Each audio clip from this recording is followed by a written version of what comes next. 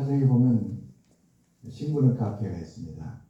거기에 전화를 했더니 국화가 있는데 밤 9시까지 국화를 판다고 하더라고요. 그래서 찾아갔습니다. 찾았더니 그 식물원 카페 어떤 아저씨가 저한테 국화를 찾습니까? 하길래 예, 노란색 국화를 찾습니다. 그랬더니 그분이 이렇게 국화를 손수 챙겨줬어요. 여러 개 중에. 그래서 놀라운 것은 제가 그분한테 누구십니까? 물었어요. 그랬더니 그분 대답이 이랬어요. 저는 머슴입니다. 그래요. 허름한 차림에 식물원 카페가 굉장히 크거든요. 나무들이 많아서 그 나무들은 물 주고 가꾸는 분이신가 보다. 이제 그 결제를 해야 되는데 여직원한테 다원카드를 주면 결제를 하면서 제가 물어봤어요. 아까 이 국화꽃 챙겨주신 그분이 누굽니까? 그 여직원이 하신 말씀이 예, 우리 사장님입니다. 제가 놀랐어요. 영락 없는 그냥 일꾼 같은 모습이었는데 그분이 그 큰 카페의 사장이라는 거예요. 그리고 그분이 손수 박스에다가 이 국화를 담아가지고 들고서 한 50m 되는 차 트렁크에다 직접 실어주셨어요. 너무 감사했습니다. 그래서 제가 돌아와서 다시 전화를 했어요. 너무 감사하다고. 그래요. 하나님은 보이지 않지만 숨어 계십니다. 우리를 돌보시는 하나님의 손길이 없는 것 같지만 있습니다. 어제 강화도에서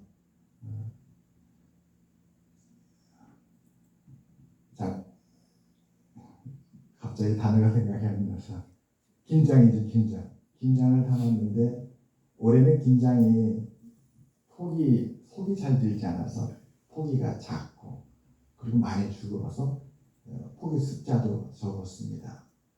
그래서 걱정을 많이 하셨어요. 우리 원로 사모님께서. 그런데 김장이 다 끝나고 나서 식사를 하는데 제가 그랬어요. 우리 원로 사모님께. 지금까지 김장 중에 속이 제일 맛있습니다. 그리고 수육을 잘라가지고 왔는데 제가 그랬어요. 지금까지 먹었던 궁합 중에 오늘 이 속과 양념속과 김치와 이 수육이 제일 맛있습니다. 그래서 궁금했어요. 왜 이렇게 맛있을까? 그랬더니 우리 원로사님께 하신 말씀이 이번에 새우를 샀는데 이 김장 양에는 새우가 10kg가 들어갔대요. 10kg. 그 새우를 파시는 분이 덤으로 한 1.5kg를 더 주셨답니다. 그리고 더 싸게 샀고 어찌된 영문인지 모르겠지만 아무튼 하나님께서 속을 그렇게 맛있게 해주셨어요. 여러분 원래 돼지고기는 새우젓하고 먹는 거잖아요.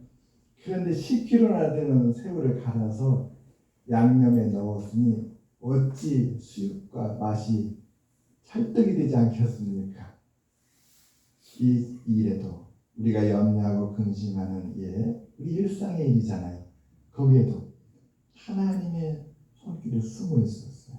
아멘. 어떻게 아셨는지 우리가 염려하고 근심하면 하나님께서 들으시고 하나님께서 아시고 길을 열어주시는데 그렇게 인도해 주십니다. 그래서 어제 다시 또 느꼈어요. 하나님의 은혜는 우리 눈에 보이지 않지만 곳곳에 숨어 있고 모든 매사에 하나님께서 앞서 행해 주시는구나. 아멘. 이 히브리서 11장 6절 말씀에 믿음이 없이는 하나님을 기쁘시게 하지 못하나니 그가 반드시 계신 것과 자기를 찾는 이에게 상을 주시는 것을 믿어야 합니다. 아멘.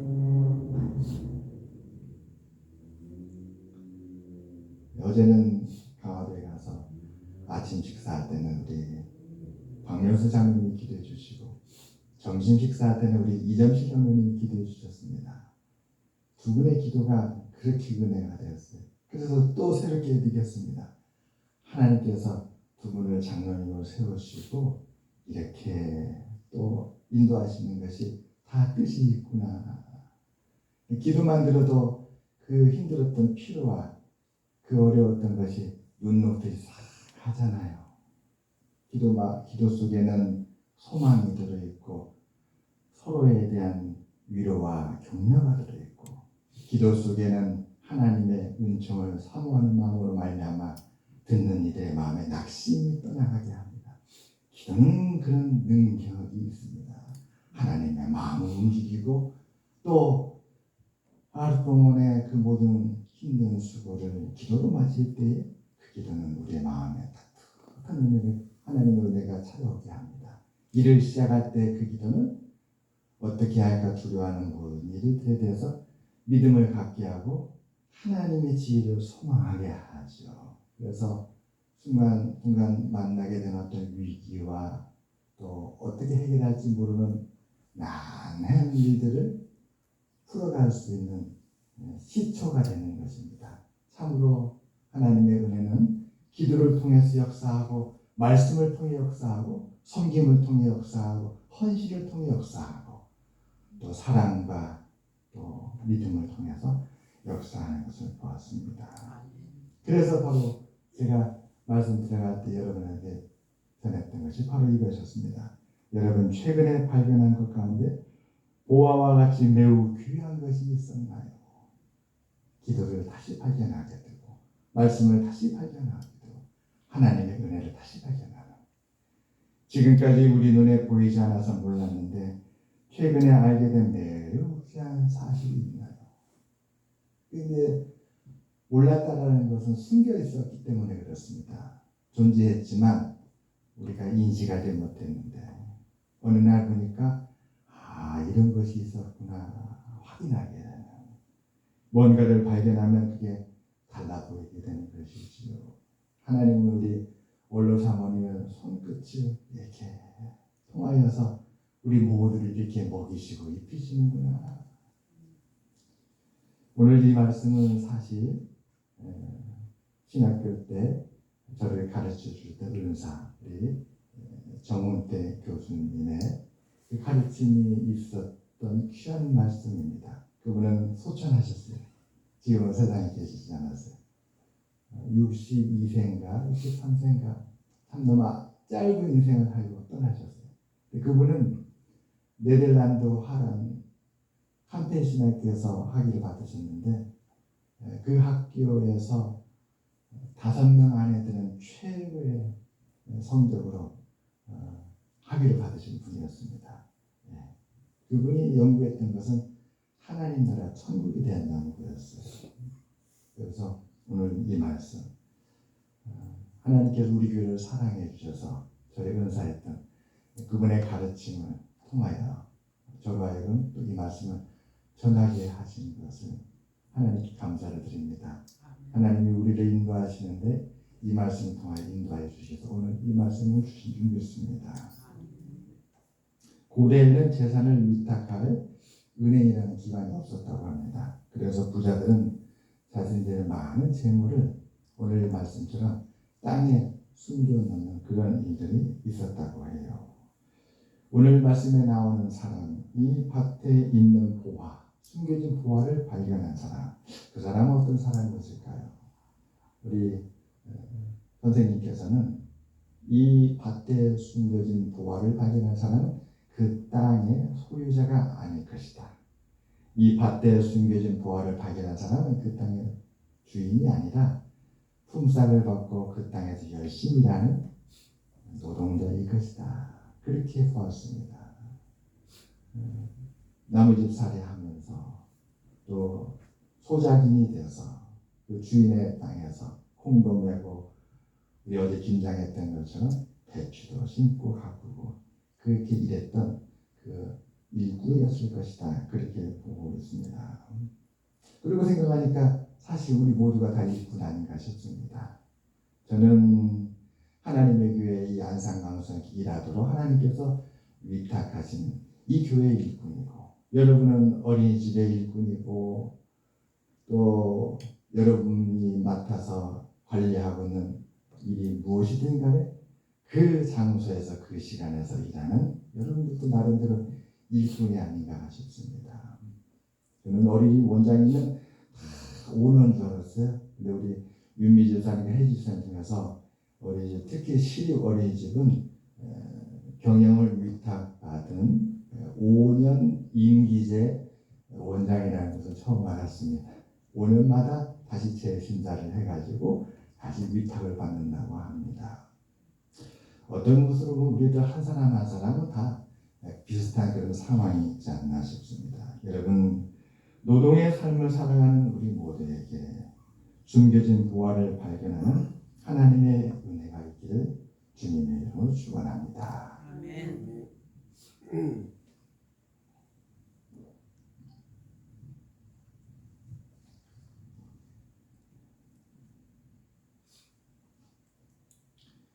이 부활은 신학적으로는 예수님이라고 하지요. 그러니까 노동의 삶 속에서 주님을 발견한 것. 그 주님이 바로 예수 그리스도와 그리스도에 관한 것이 숨겨진 보화라고 합니다. 그렇게 신학적으로 접근하면 참 어려워요.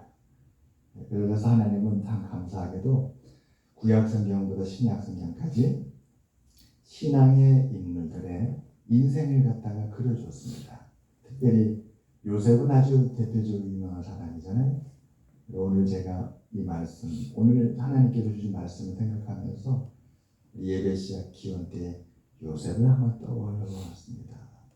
오늘 하나님의 말씀에 딱 맞는 인물이었기 때문에요. 오늘 말씀의 핵심은 그것입니다. 밭에서 꾼꾼이 일을 하는데 그 밭에 뭔가가 있는 것을 발견한 거예요. 아, 이 밭에 뭔가가 있네. 내가 이 밭에 일을 하는데 일하는 나만 있는 것이 아니라 이 밭 속에 뭔가가 있구나 하고 그것을 캐봤더니 그게 놀랍게도 보화였다는 것입니다. 보화가 그 땅 속에 숨겨져 있었던 것이지요. 아, 이 보화가 땅 속에 이렇게 감춰져 있다니. 그래서 이제 그는 자기 가진 것을 다 팔았어요. 팔고 그 주인에게 그 밭을 샀습니다. 여러분, 얼마에 샀을까요? 시세에 맞게끔 샀을까요? 저렴하게 샀을까요? 아니, 웃돈을 주고 아주 비싸게 샀을까요? 여러분 생각에는 어떻습니까? 제 생각에는 웃돈을 주고 비싸게 샀을 것 같아요. 그 집주인이 아쉬워서 이 땅을, 이 밭을 팔겠습니다라고 공고를 해서 내는 게 아니잖아요. 그리고 이 밭에 보화가 숨겨 있는 걸 발견하고 이 밭을 살려고 한 사람은 노동자잖아요. 그러니까 그 땅 주인이 결코 적은 값에는 팔지 않겠지요.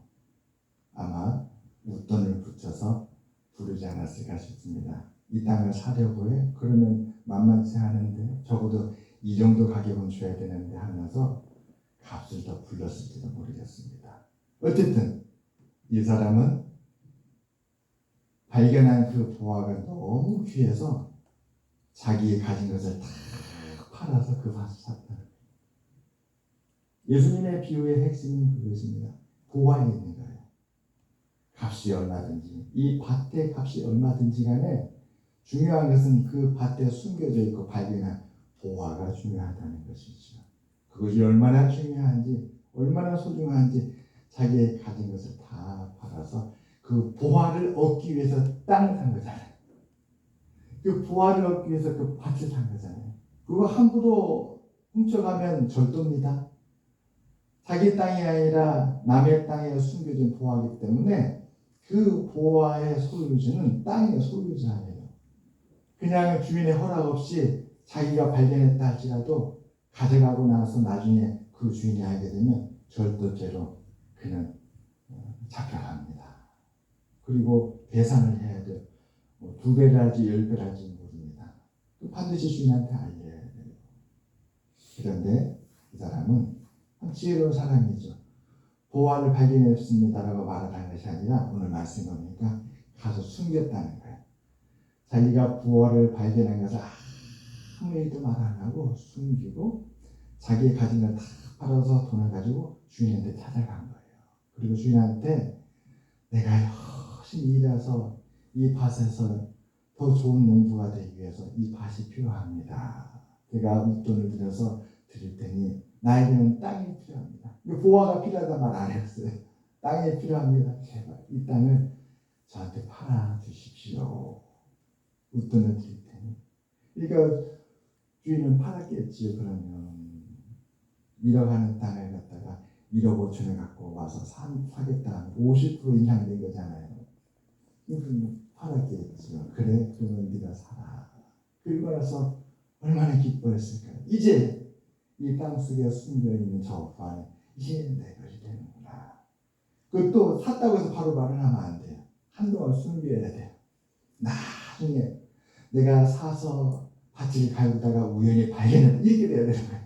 그래야 그 의도가 밝혀지지 않아야 되는 것입니다. 안 그러면 분쟁이 생겨요. 사람의 소유권 분쟁은 대단히 큽니다.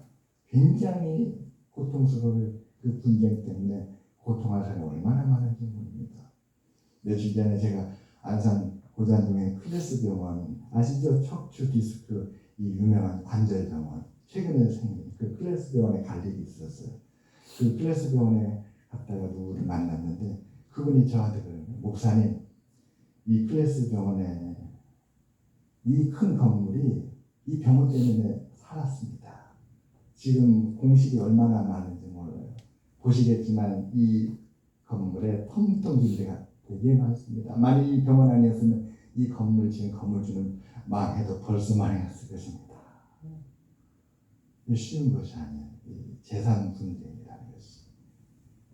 그는 지혜롭게 숨겨두고 그 밭을 샀다. 주님께서 이 비유하신 것은 보화가 이렇게 중요하다. 성경을 연구한 학자들은 그 보화는 바로 예수 그리스도다. 베드로가 주님을 만나고 주님이 누군지를 알게 되고 나니까 그는 자기의 고기 잡던 배도 그물도 모든 걸 내려놓고 주님을 따라갔습니다. 누가복음 5장에 보면 그 일화가 나와요. 예를 요셉은 어떻습니까?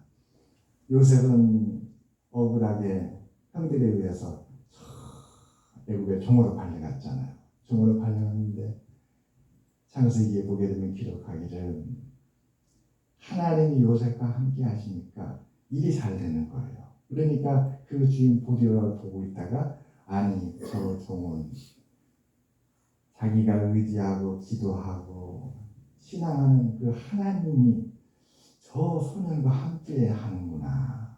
그러니까 그 소년이 이렇게 좋은 일이 생기고 잘 되지. 느낀 거예요. 본 거예요. 그래서 이 소년에게 내가 내 재산을 맡기면 그 소년이 나의 재산을 놓고 얼마나 기도를 열심히 하고 하나님께 축복해달라고 그럴까.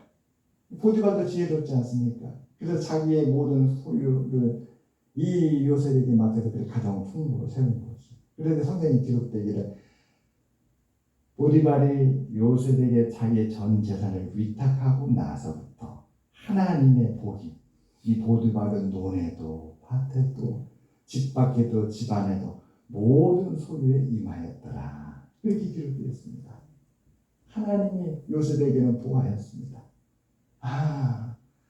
내가 종으로 팔려와서 이렇게 됐지만 내 신세가 아버지 집에 모든 걸 다 잃었잖아요.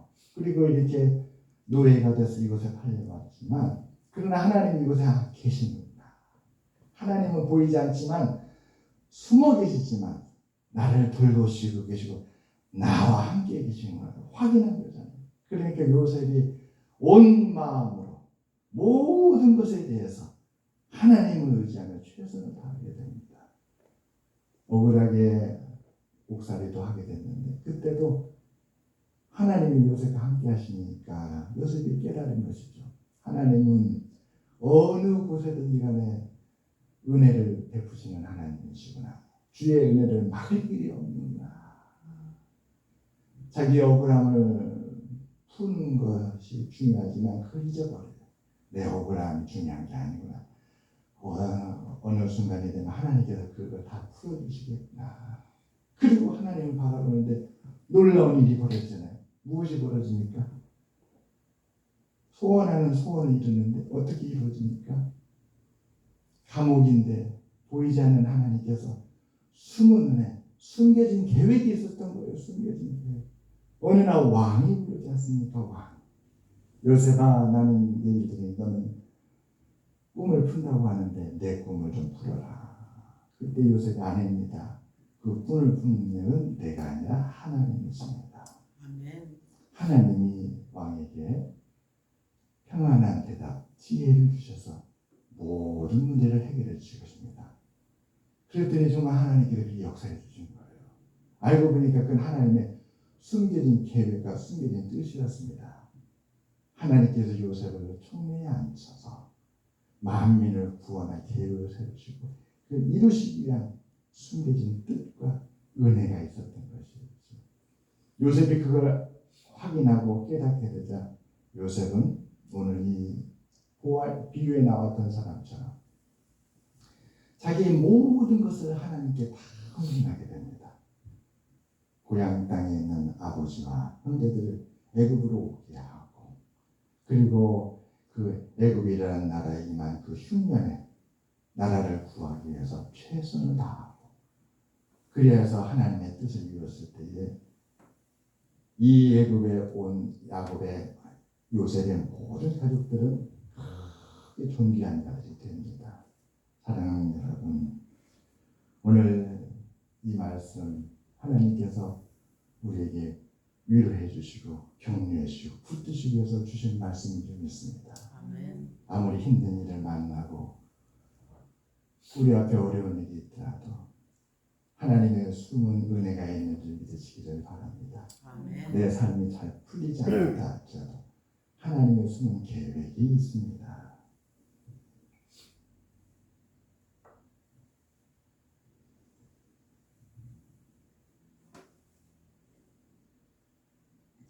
우리 선생님께서는 이런 글을 남겼습니다.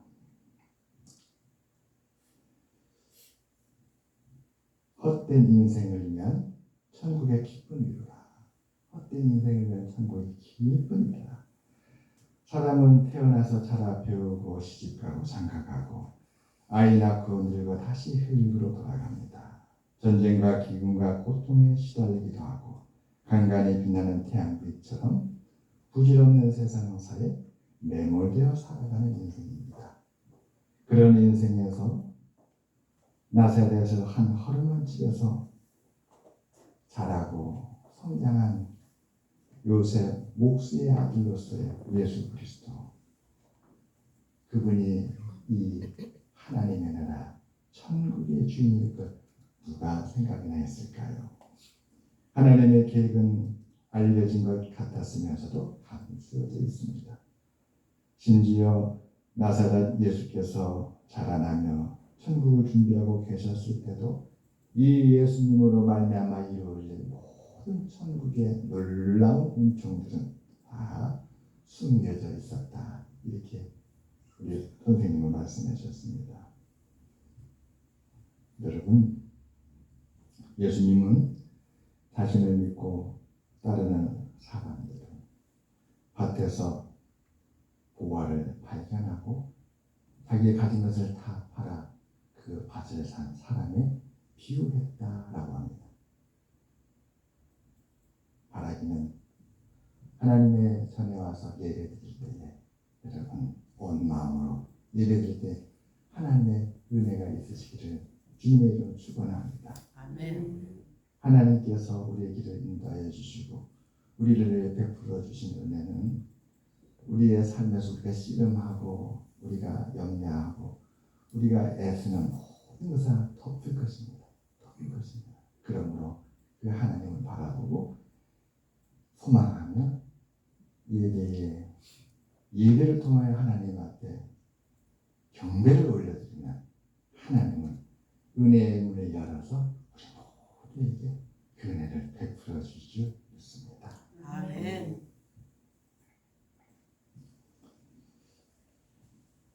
말씀을 정리하고 맺겠습니다.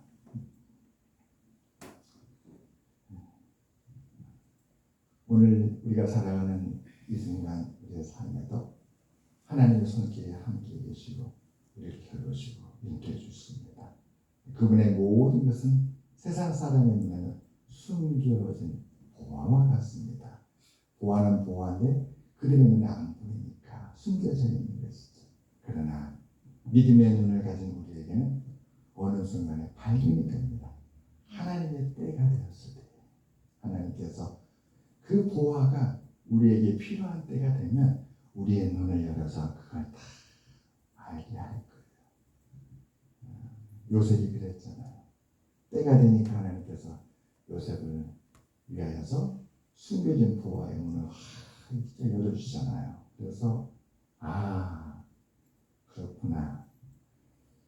능력이 나한테 있는 것이 아니라 하나님께 있는 거구나. 깨닫게 되고 내 지혜가 아니라 하나님의 지혜구나 하고 하나님의 지혜를 기다리는 것이죠. 그랬더니 하나님께서 그때가 되자 모든 걸 화제 열어주는데 하나님이 계획하신 것이 이루어지신 것이죠. 요셉을 총리에 앉히시고 그를 통하여 만민을 구원하게 했습니다. 우리 모두가 이와 같은 하나님의 손길이 되시기를 주님의 이름으로 축원합니다. 아멘. 하나님께서 우리 한 사람 한 사람에게 숨겨진 뜻과 계획이 있어서 오늘이 다가 아니에요. 오늘 우리가 말씀을 따라서 나의 삶에는 하나님의 숨겨진 은혜가 지금도 역사하지만 내일을 향해서도 숨겨진 은혜가 있다 믿고 그 하나님을 바라고 마음을 다하고 뜻을 다하고 우리의 삶을 하나님 앞에 헌신하면 하나님께서 때가 됐을 때 단계마다 이루어 주시고 역사해 주실 믿습니다. 오늘 오후에 우리 백생 목사님 오셔서 찬양 얘기하시잖아요.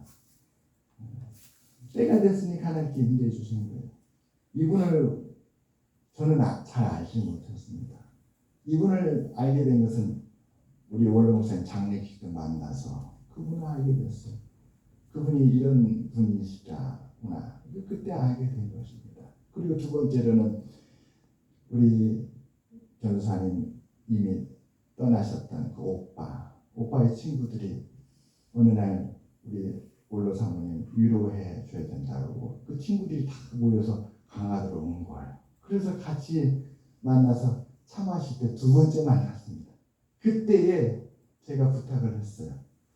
이런 분이시라면 같이 차를 마시는데 이분의 성품이 얼마나 호탕한지 제가 사실은 반했어요.